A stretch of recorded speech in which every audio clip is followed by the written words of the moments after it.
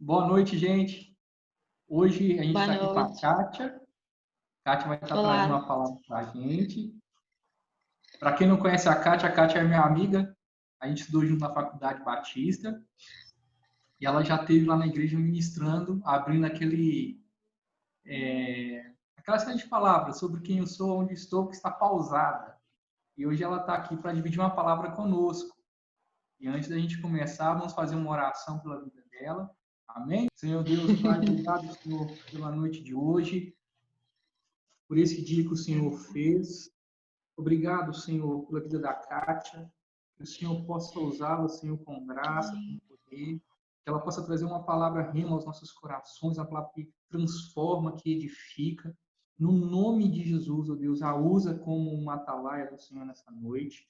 No nome de Jesus, ó Deus, abençoa a casa dela, abençoa a família dela, Senhor, ricamente e poderosamente. Abençoa a vida da Kátia, Deus, seus sonhos, seus projetos. Que o Senhor possa estar em todos. No nome de Jesus, ó Deus, usa a tua serva nessa noite, Pai, e todos os dias da vida dela. Amém. Kátia, fique à Amém. vontade. Amém. Estão me ouvindo? Me ouvem? Eu tô meio na roça, aí eu fico com medo da internet que tá ruim e ninguém me ouvir. Aí vocês finalizem se não estiver me ouvindo, tá bom? Outra coisa que eu já peço desculpa, porque eu não sei para onde olhar. Então eu vou ficar olhando para todos os lados. E aí vocês relevem isso, tá? Estou muito feliz de participar. Confesso que eu ainda não acostumei com essa vida de isolamento, que a gente fica assim na tela, e eu acho tudo muito interessante, né? No mínimo diferente. E, mas é um prazer, né? Fazer parte. Como historiadora, eu fico pensando no quanto que a gente está vivendo um tempo diferente. E em breve os livros de história vão estar aí trazendo esse nosso período e a gente vai ficar aqueles tios falando assim, eu vivi isso, eu passei por esse período de quarentena. E pensem nisso, né, que nós estamos vivendo um período muito importante, assim, no sentido historicamente falando, né, um período que vai ser contado aí para a posteridade, porque nós estamos vivendo um período de grande crise, e crises de diversos aspectos. Quando o Tiago me falou, né, a respeito dessa série de ministrações, ele falou, olha, Kátia, vamos falar sobre Jesus. E cada dia algum ministrante vai falar algum aspecto sobre a vida de Jesus. E eu então pensei, falar, eu poderia falar sobre, não sei, né? Ele me deixou algumas limitações, você não pode falar disso nem disso, porque já tem gente que vai falar. E aí eu pensei, poxa, eu vou falar sobre o quê? E eu decidi falar, assim, sobre algo que eu tenho pensado muito nesses dias, né? Eu não sei vocês, mas eu tenho sentido, assim, o peso desse período que nós estamos vivendo e como a sociedade tem pedido um posicionamento, né? Todo mundo tem uma opinião. Na internet você entra lá, todo mundo tem uma opinião política, todo mundo tem uma opinião sobre todos os tipos de assunto e nós, né, nossa geração de jovens, a gente tem sido demandado o tempo todo de ter opinião sobre determinados assuntos. E eu então pensei em falar sobre isso. O quanto Cristo nos ensina, o que ele nos ensina, como deve ser o nosso posicionamento diante da sociedade, diante dos problemas que aparecem, dessas crises, dessas tensões, né? E a gente não, eu falei para vocês aqui no início que nós estamos vivendo um período único na história e tal, mas assim, ele é único nunca aconteceu, obviamente, nada como nós estamos vivendo, porque a história ela não fica se repetindo. Mas essa ideia de viver um conflito não é uma coisa exclusiva nossa. A história ela é formada de conflitos e tensões. Tudo quanto é transformação histórica que nós já vivemos, elas vieram das tensões, dos conflitos. Então, a gente pode ter uma certeza que depois de tudo isso que nós estamos vivendo, alguma coisa vai mudar, né, no rumo aí da nossa vida, porque é assim, né, que as coisas se transformam na história. E, independente do que seja que nós estejamos vivendo na nossa vida, o nosso parâmetro sempre é Cristo, ok? E eu gosto muito de pensar, né, nessa questão, porque eu algumas vezes eu tinha um grupo de amigos, a gente se reunia para ficar conversando sobre umas polêmicas da Bíblia, e a gente sempre comentava o tanto que tinham alguns assuntos que não eram tratados na Bíblia.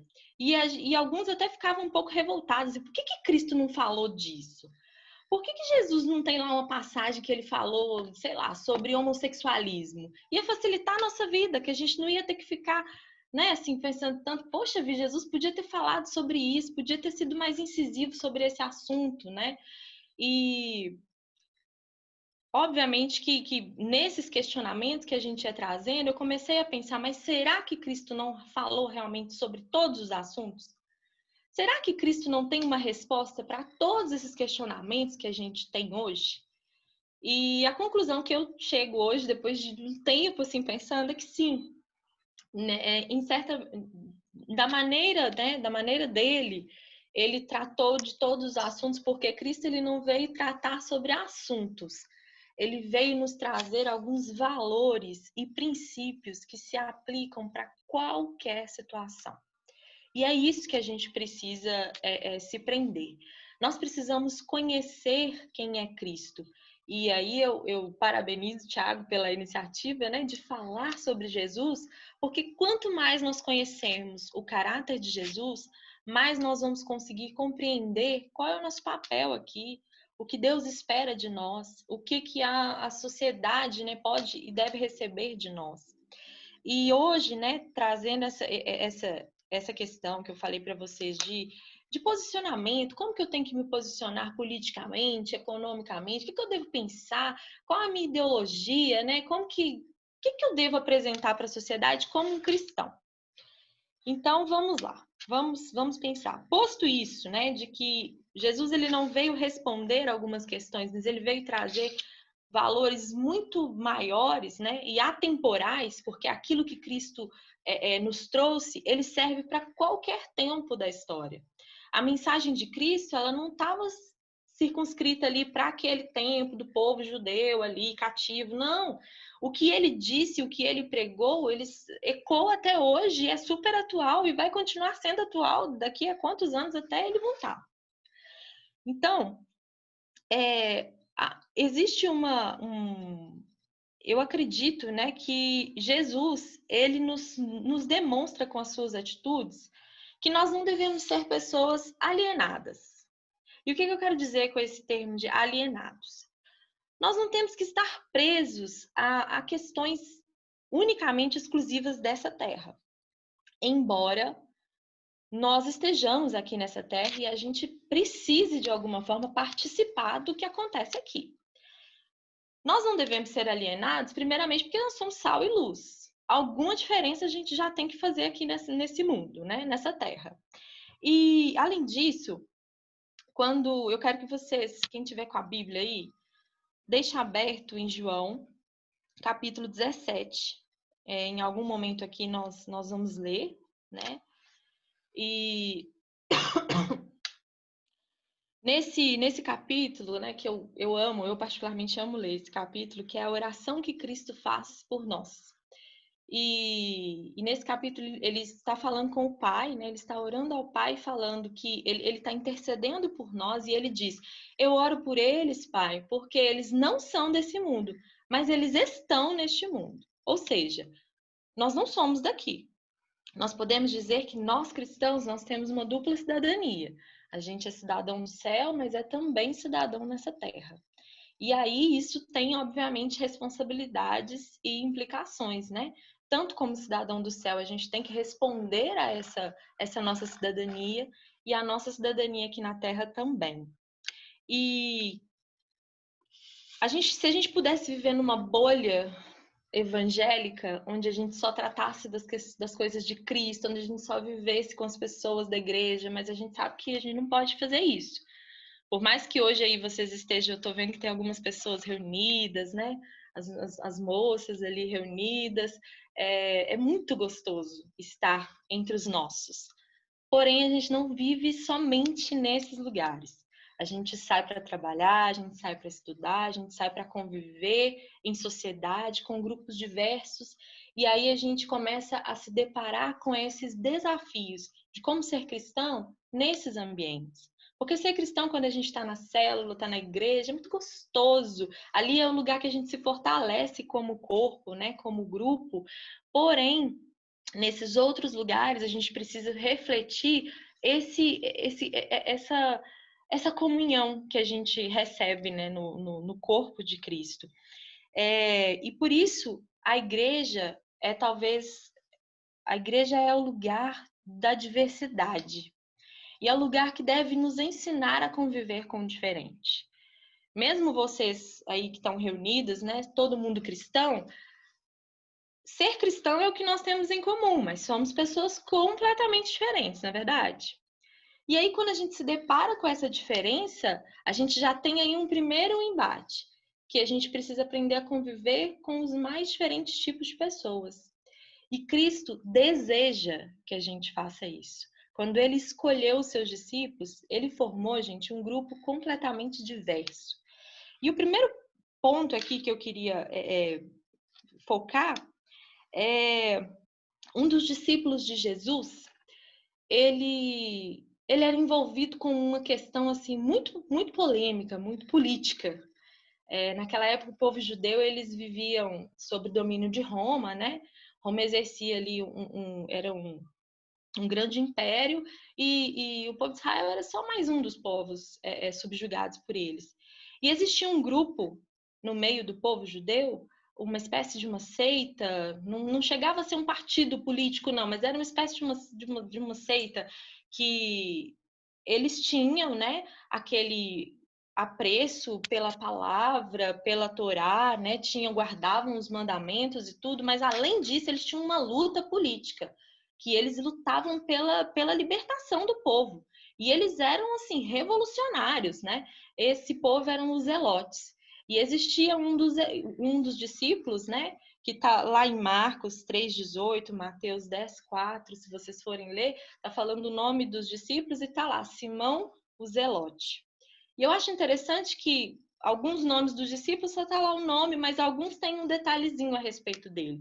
E sobre esse Simão, tá sempre falando, né? Simão o Zelote, especificando que ele era esse homem diante da sociedade ali, do povo judeu, ele era esse homem que representava esse grupo, um grupo até um pouco violento. Eles eram bem militarizados, eles tinham um símbolo que era não sei se era uma espécie de um punhal, porque eles pregavam que se fosse preciso pegar em armas e ter revoluções armadas para poder conseguir essa liberdade, eles iam lutar.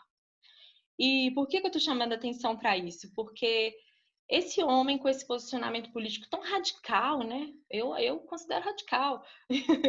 Esse homem estava lá, no meio da equipe que Cristo, no meio dos homens que Jesus convidou. Então a gente pode pensar, e hoje, como eu falei no início, todo mundo tem um posicionamento político e tal. Eu sou de direita, sou de esquerda, sou liberal, eu sou progressista, eu sou isso, eu sou aquilo, blá, blá, blá. E a gente está vivendo um tempo de tanta tensão, né, nessa questão política, e às vezes eu fico me perguntando até onde Cristo quer que a gente tenha esse tipo de embate. E quando eu vejo, né, essa história de Simão, o Zelote, eu penso, é normal a gente ter os nossos posicionamentos. É indicado que nós tenhamos, né? Porém, qualquer que seja o posicionamento que você escolha, a ideologia que você escolha para sua vida, o primeiro ponto que você leva em consideração é o que Cristo diz, é o que Cristo fez, é o que Cristo é. E aí, depois disso, vem a ideologia. E por que eu estou dizendo isso? Porque eu fico muito preocupada hoje quando eu vejo a igreja utilizando Jesus para justificar um posicionamento ideológico, quando deveria ser o contrário. O que eu estou querendo dizer? Nós vemos atualmente, a igreja se posicionando politicamente. Nós temos a bancada evangélica, né, no nosso congresso. Não estou aqui para falar se é certo, se é errado, não é essa a questão. Mas quando a igreja ela começa a se posicionar de forma política, é preciso ter muito cuidado, porque a nossa mensagem ela não deve ser uma ideologia política. E quando a gente começa a usar púlpitos da igreja para defender partidos políticos, candidatos políticos ou ideias políticas, né? Quantos pastores que a gente admira tanto, eu falo de mim, tantos homens de Deus que eu considero como homens de Deus, às vezes eu ouço algumas pregações e eu falo assim, nossa, mas tá forçando aí um discurso político demais e tá às vezes se afastando da mensagem de Cristo. E óbvio que esses homens são falhos, como todos nós somos, né? Não estou aqui cobrando que nenhum homem de Deus seja perfeito, porque isso é uma ilusão. Mas nós, como cristãos, a gente precisa entender, né? Que sempre a nossa fala, o nosso posicionamento deve passar pelo parâmetro de Cristo. E não importa, né, qual seja o seu posicionamento. Mas eu tenho um amigo muito querido, que nós dois temos pensamentos políticos muito conflitantes. Ele é de um lado, eu sou do outro extremo, do outro lado. Mas somos amigos. E a gente sempre discute, um manda... E a gente adora, a gente ama falar de política, eu e ele. E aí todo dia um manda pro outro uma reportagem. Você viu isso aqui que saiu? Ó, falou isso aqui do STF, tá falando isso aqui, não sei o quê. E a gente mesmo com as ideias diversas, a gente sempre discorda um do outro. Mas no fim das nossas conversas, a gente sempre chega a lugares comuns. Por quê? Como cristãos, a gente tem que olhar esse nosso posicionamento político, essa nossa opinião política, até onde isso não está me levando a defender uma ideologia e deixando de lado o que Cristo disse, né? Vou abrir aqui, vou ser aberta com vocês. Ele é extremamente de direita e eu sou mais de esquerda.